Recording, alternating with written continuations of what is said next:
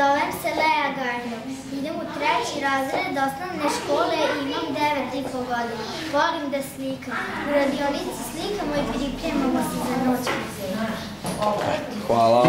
Meni je ovdje lepo i volim ovdje da plavam. Ja fotbal sam malo mjesta. Ma kakvi, mi zajedno dajemo. Ja sam rekla, Uvek ovdje valim. To je to, hvala. ja se zovem Lidija Gajnov i imam 9 godina i volim da crtam. Dobro, možeš sad da mi kažeš šta si nacrtala tu? Nacrtala sam grad u budućnosti,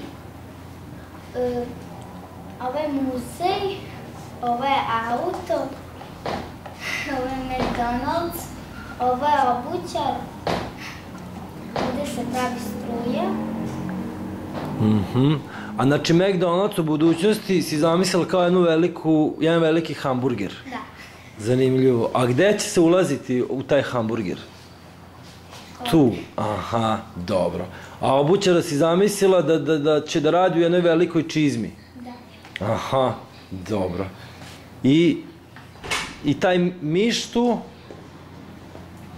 Da. To je automobil u budućnosti. Dobro. Hvala.